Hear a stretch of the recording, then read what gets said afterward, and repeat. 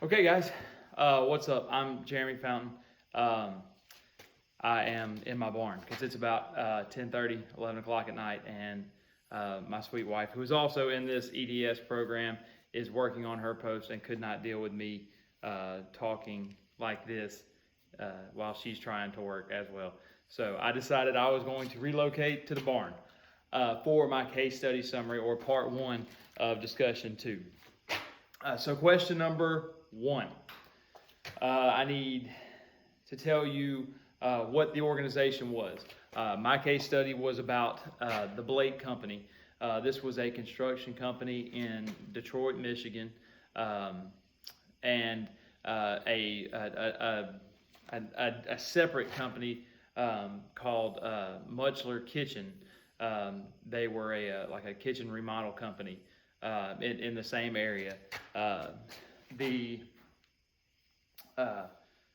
question number two, the issue was the Blake Company had gotten pretty big. It was working kind of in an exclusive area, an upscale area of Michigan, and they had gotten to a point where their company, or their business model, was to buy new property, build new houses, and sell those. Well, as business began to prosper, they looked for other ways to expand. One of their ways of expansion was remodeling houses that were already in this this certain area of Michigan. So it was just a matter of time before the Muchler Company, the Muchler Kitchen Company, who specialized in kitchen renovations, was a great target for the Blake Company to buy out. The Blake Company owner bought out the Muchler Kitchen Company, and so what happened was shortly after the buyout, the owner of the Blake Company began to realize that the Muchler Kitchen Company wasn't going to be as profitable as he had hoped. So he began to do all sorts of analysis. Question three. All right, how do key players collect data, and what data did they collect? All right, so the key player here was the owner of the Blake Company. Now, what he did was used an existing software that he had helped use to prosper the Blake Company, to help analyze the Muchler Kitchen Company that he had absorbed, to try and determine what where the deficiencies were, and what was going on, because all of the problems were in that the construction was going way too long. Customers weren't happy, contractors weren't happy, and designers as well. There were all sorts of of issues that were causing this company kind of to spring several leaks, if you will. And the data collected was collected from everybody. I mean, it was collected from everybody from the customer, who was asked kind of in an interview type setting about about their general perceptions of the Muchler Company and its business practices. Furthermore, the contractors, they were asked and interviewed and analyzed, as well as the designers, the kitchen designers who would create documents. One of their problems was they would create these awesome kitchen design plans, and customers would get them, read them, like them, and then take them to other contractors to have them build them. So all of the time and materials that they were out in creating these plans, all of the time and materials that they had put into creating these plans, they were out, and they didn't get the business as a result. So, question number four. What solution or intervention did they implement? So the owner, through the software, realizes that the best plan of action is a systematic design process, and it's a top to bottom process that involves the customer early on. It also requires the customer commit early on before the design company will actually release the designs the customer has to commit and pay a certain portion of the remodel. This systematic process, and they said that it took a little bit of time because those employees, the existing employees from the Muchler Kitchen Company, weren't used to having a process. They weren't used to these designers for the kitchen company weren't used to to having to answer to anybody, and so there was some kickback there. There were several, I think it said 4 or 5 different modifications or additions that were created to this design document or this design process manual, as well as a single-page document that was given to customers to help explain to them what the process was and how it was going to work. But the process involved early meetings with designers and customers that went through every process of design, not just materials, but placement of of outlets and faucets and other electrical like lights and things like that. Every bit of the complete portrait of the kitchen remodel was discussed in this design process and then created with the customer's buy-in.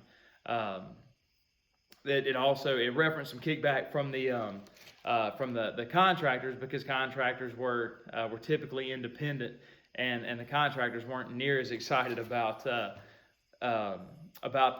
forgive my uhs and ahs and I'm not used to doing, normally you have like red squiggly lines and you don't type out your uhs, but I'm here. It's a video summary, so I'll knock it out as fast as I can.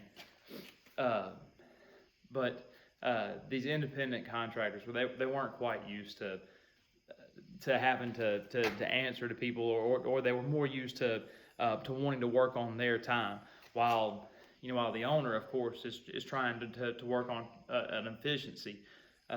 But with the implementation of this, question number 5, with the implementation of this intervention, they saw great results.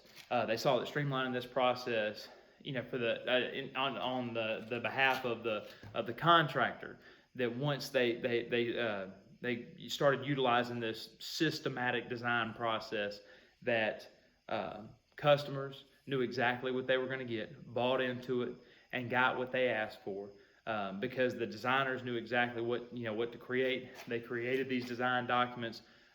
Contractors and suppliers alike were on the same page about what to create, what to build, and then a time frame to build it. And then one thing I thought was really interesting is that with this systematic design process, they allowed the contractors, when they were doing their bids, to participate in a textual walkthrough, I guess you would say, that the case study references as a walkthrough, where they could step by step go through time and labor cost in creating that remodel, while they were creating their bids with other contractors for the winning bid for the remodel.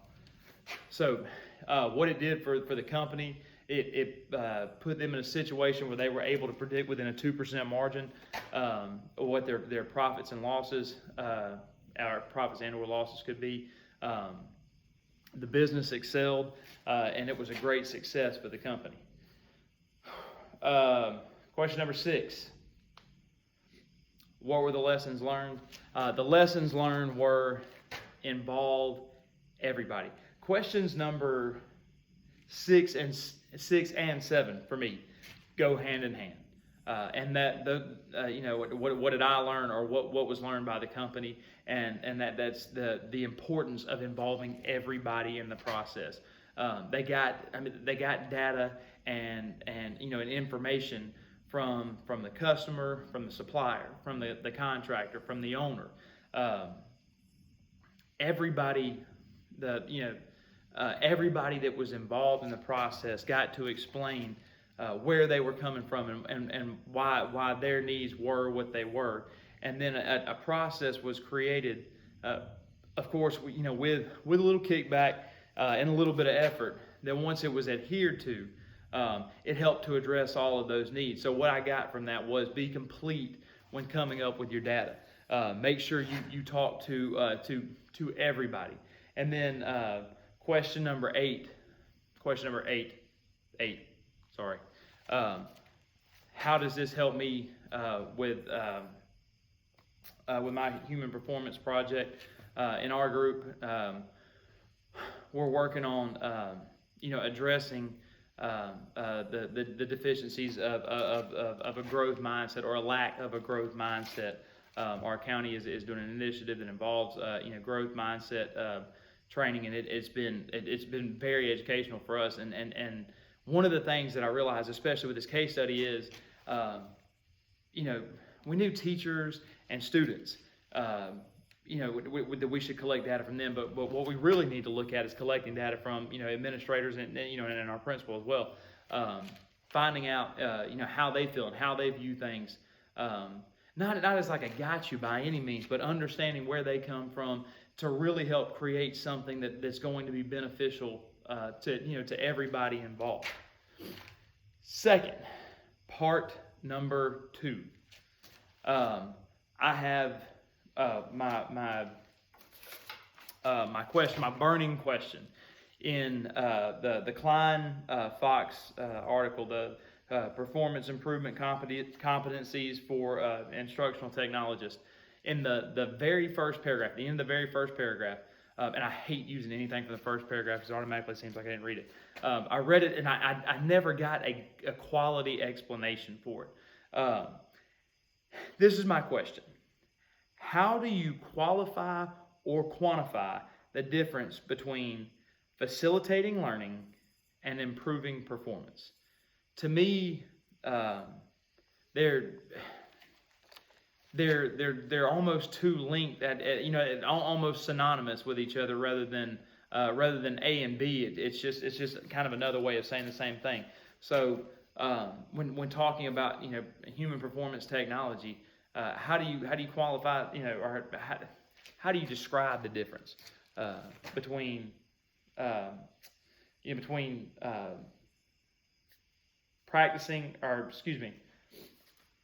between facilitating learning and improving performance? If anybody can answer that would be a great help. Hey guys, thank you very much. Sorry the video is so long, and I look forward to any responses.